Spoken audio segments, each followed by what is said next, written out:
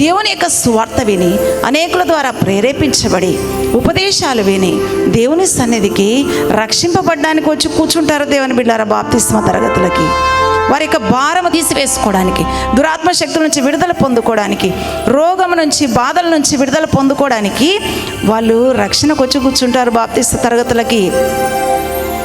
వాళ్ళ భారాలు తీయడానికి వస్తున్నావా నువ్వు? ఆ కట్లను విప్పడానికి వస్తున్నావా నువ్వు? పాపపు కాడిని విరగొట్టడానికి వస్తున్నావా నువ్వు దేవుని సన్నిధికి?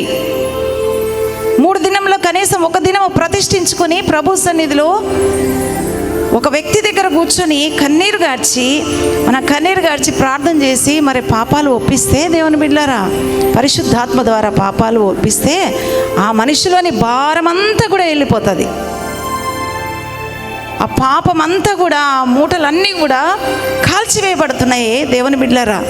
మరి ఈ పని నువ్వు చేయలేకపోతున్నావే?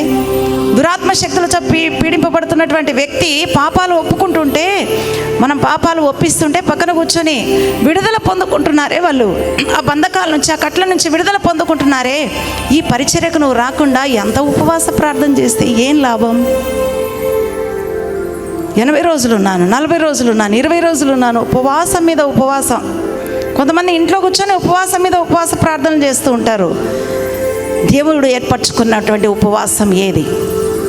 పాప భారం చేత, కట్ల చేత బంధించబడి ఇక్కడికి వస్తున్నటువంటి వ్యక్తులకు పక్కన కూర్చొని, నువ్వు పరిశుద్ధాత్మ ద్వారా నువ్వు పాపపు కట్ల నుంచి విడుదల పొందుకున్నావే, పాప భారం నీ మీద నుండి తీసివేయబడిందే, నువ్వు పరిశుద్ధురాలిగా, పరిశుద్ధునిగా తీర్చబడినావే, నువ్వు వచ్చి దేవుడు ఏర్పరచుకున్నటువంటి ఉపవాసము, ఈ ఉపవాసం చేయలేకపోతే నీకు దేవుడు ఫలితం ఎలా ఇస్తాడు దేవుని బిడ్డ?